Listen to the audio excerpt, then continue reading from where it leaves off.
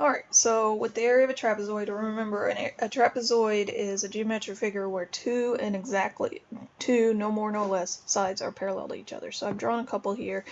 This first one's what we usually think of with a trapezoid, but the one on the right is also a trapezoid. So again, when we're developing the area for a trapezoid, we want to relate it back to the formula for the area of a rectangle, which is length times width.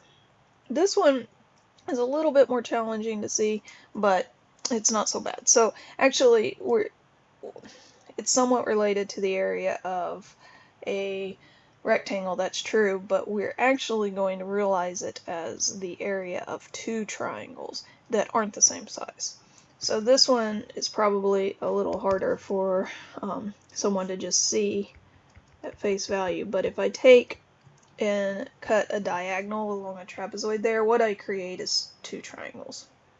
And so we'll call this one triangle 1, we'll call this one triangle 2, and so we could see that the area of that trapezoid is going to be the area of triangle 1 plus the area of triangle 2. Now to turn this into a formula, we need to start using fancy letters because that's what we do in math.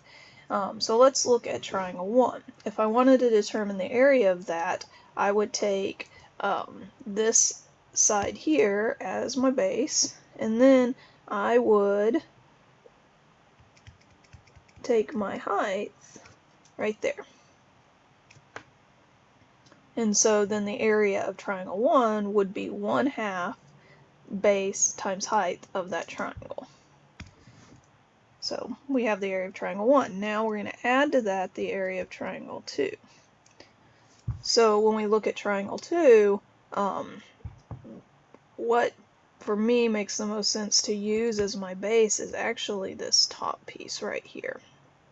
And I don't want to use the B because I've already used B. So we can use whatever letter we want.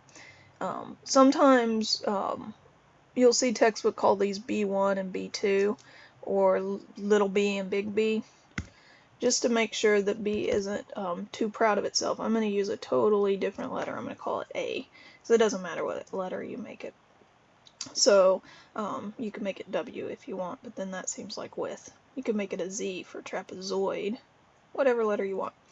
Okay, and then if that's the base of my triangle, then my height has to be perpendicular to that base, to the opposite vertex. So here's my base. The opposite vertex is the one that base is not touching, so that's going to be this guy. So I need a perpendicular distance between those two guys. And this is one of the ones that's a little awkward, but the way we get that is we're going to come out here to the side and go straight down to my vertex, and that gives me my perpendicular height from that base.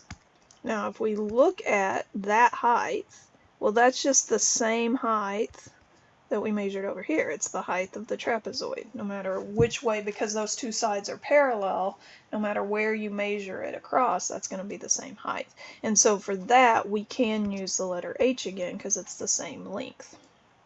So then our area of triangle 2 will be 1/2 the base, which we called A, so we could use a different letter, but we are allowed to use the same height because it happens to be the same height for both triangles. So that's the area for a that's how you find the area of a trapezoid, is you put all this together.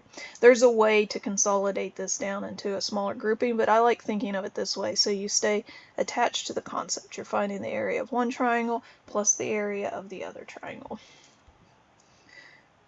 Now I want to look at this other trapezoid to see, just to see what it would look like with this trapezoid. So if I cut I'm going to put a right angle here so you can see that that's what I meant.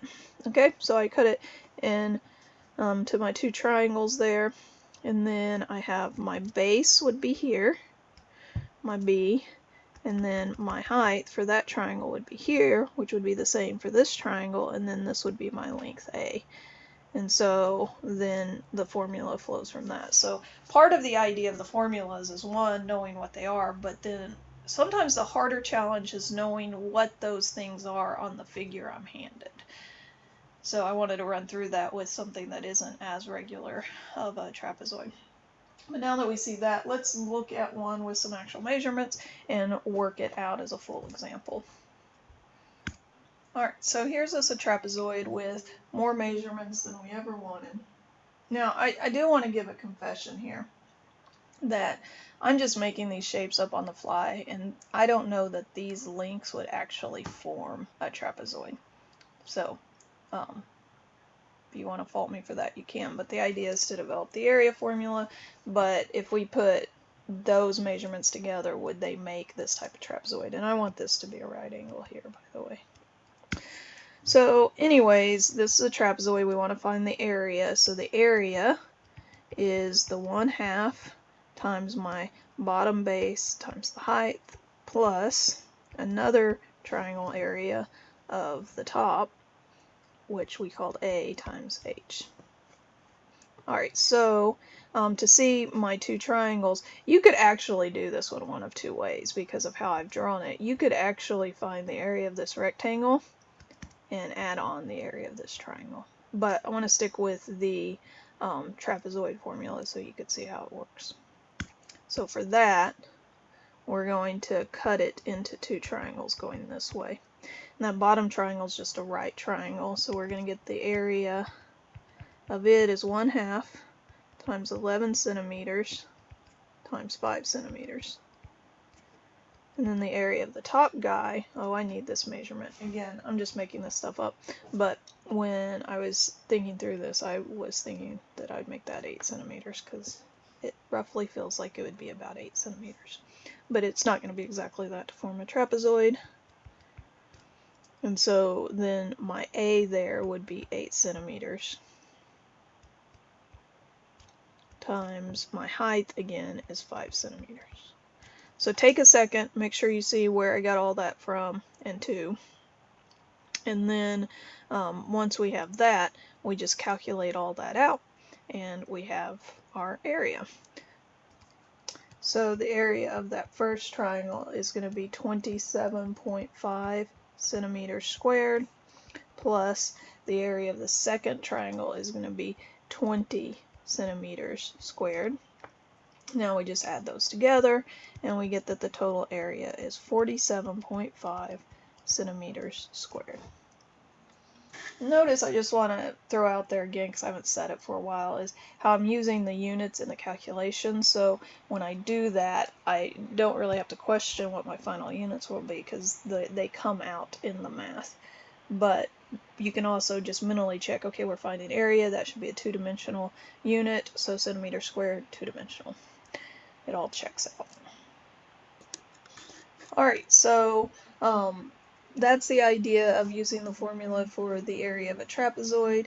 Go ahead and give some of these problems a try and see how you fare.